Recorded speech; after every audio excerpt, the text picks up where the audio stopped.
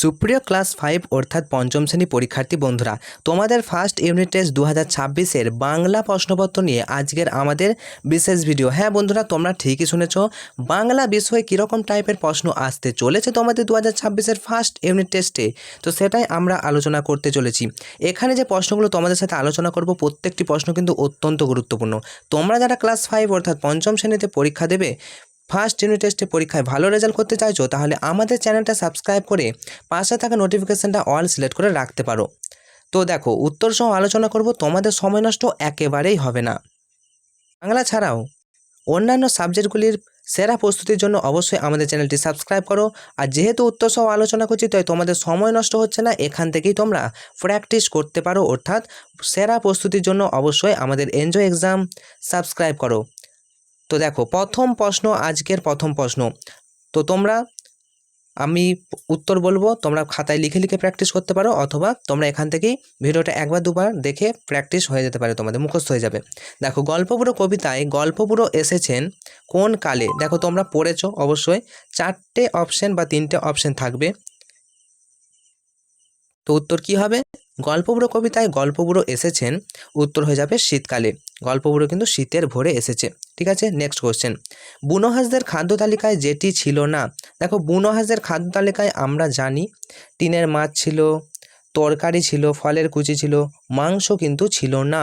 তাহলে বুনোহাঁসদের খাদ্য তালিকায় মাংস ছিল না, মাংস কারেক্ট অ্যান্সার। নেক্সট, মিনার বলতে বোঝায়, মিনার বলতে কি বোঝায়? দেখো, 3টে অপশন, সৌধ, রাস্তা, গির্জা। উত্তরে যাবে মিনার বলতে বোঝায় সৌধ। চলে আসবো নেক্সট প্রশ্ন। যার যত ফরমাস সব তুমি করো, ফরমাস মেনে কাজ করেছে কে? উত্তর হবে বিমলা ফরমাস মেনে কাজ করেছে। নেক্সট, জোনাকি হলো এক ধরনের ড্যাশ। তাই জোনাকি কি? জোনাকি হচ্ছে এক রকমের পোকা, অর্থাৎ option number C is the correct answer. Next চলে আসবো দুইয়ের দাগে। দেখো, মিলিয়ে লেখো, এরকম টাইপের প্রশ্ন কিন্তু তোমাদের আসতে চলেছে। দেখো, তোমরা ছকটা দেখতে পারো, দুরন্তর সাথে কোনটা হবে? দুরন্ত আরও রয়েছে, তো আমি তোমাদের ডাইরেক্ট অ্যান্সার দেখাচ্ছি। দেখো, দুরন্ত হবে, দুরন্ত মানে হচ্ছে দুষ্টু। বরফ হবে হিমানি, কুঁড়ি কলি, এতোয়া, এতোয়া কথার অর্থ হচ্ছে রবিবার, ছাই কথার অর্থ হচ্ছে ভস্য। আরও একবার বলছি, দুরন্ত কথার অর্থ দুষ্টু, বরফ কথার অর্থ হিমানি, কুঁড়ি কথার অর্থ হচ্ছে কলি, এতোয়া কথার অর্থ হলো রবিবার, ছাই কথার অর্থ হলো ভস্য। নেক্সট প্রশ্ন, 3-এর দাগে দেখো, নিচের প্রশ্নগুলি 2-1টি বাক্যে উত্তর দাও। খুব ইম্পর্টেন্ট প্রশ্ন। বালক রবীন্দ্রনাথের প্রধান ছুটির দেশ কী ছিল?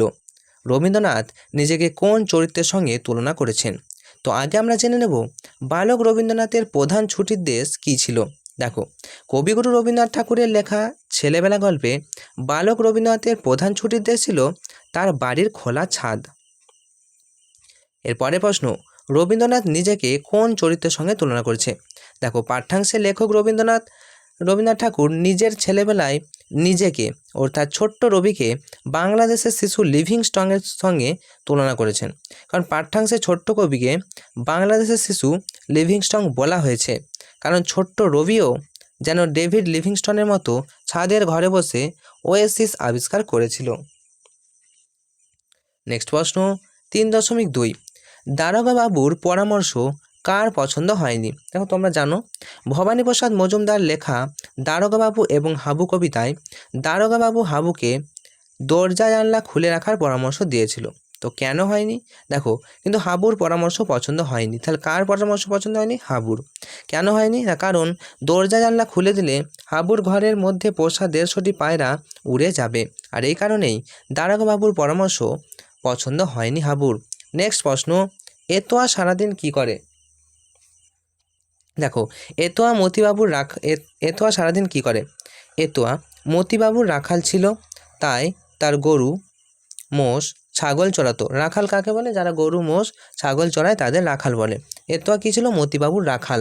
তো পুরনো আম বাগানে গরু চড়াতে সে টোকো আম, শুকনো কাঠ করাতো, মাটি খুঁড়ে বের করতো মেটে আলু, ও মজা পুকুরে পাড় থেকে শাক তুলতো। সে তার সঙ্গে একটি বস্তা রাখত এবং এই সব ওই বস্তায় ভরে নিত। তারপর যেত ডুলং নদী পেরিয়ে ঘন সবুজ ঘাস বনে, এবং যেখানে গরু মোষ ছেড়ে দিত। এরপর সুবর্ণরেখা নদীর মাঝে সরু চর গিয়ে সে বাঁশে বোনা জাল দিয়ে মাছ ধরত। এগুলোই ছিল এ তো আর রোজকার কাজ। চলে আসবো আমরা নেক্সট প্রশ্নতে। পাখির কাছে ফুলের কাছে কবিতায় কবি ঘর থেকে বেরিয়ে পড়েছিলেন কেন? দেখো, পাখির কাছে ফুলের কাছে কবিতায় কবি ঘর থেকে বেরিয়ে পড়েছিলেন কেন? পাখির কাছে ফুলের কাছে কবিতার কবি আল মাহমুদ একদিন রাতে দেখলেন নারকেল গাছের লম্বা মাথায় ডাবের মতো গোল চাঁদ উঠেছে। তাই দেখে তিনি ঘর থেকে বেরিয়ে পড়েছিলেন। তাহলে বুঝতে পারলে পাখির কাছে ফুলের কাছে কবিতায় কবি ঘর থেকে বেরিয়ে পড়েছিলেন কেন? না, একদিন রাতে কবি দেখলেন যে নারকেল গাছের মাথায় লম্বা ডাবের মতো গোল চাঁদ উঠেছে, আর তাই দেখেই তিনি ঘর থেকে বেরিয়ে পড়েছিলেন। নেক্সট 4 নম্বর প্রশ্ন, নির্দেশ অনুসারে উত্তর দাও।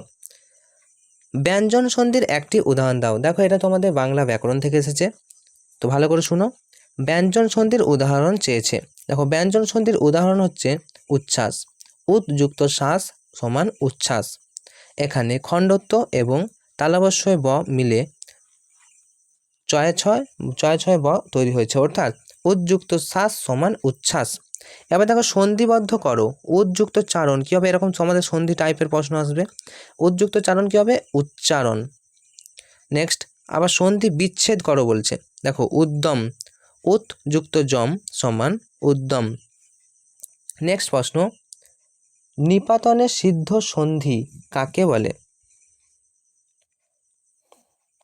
দেখো, যেসব সন্ধি প্রথাগত বাংলা ব্যাকরণের কোনো নির্দিষ্ট নিয়ম বা সূত্র মেনে চলে না, অথচ সন্ধির নিয়ম অনুযায়ী সাধিত হয়ে প্রচলিত আছে, তাদের নিপাতনে সিদ্ধ সন্ধি বলে। কি বললাম?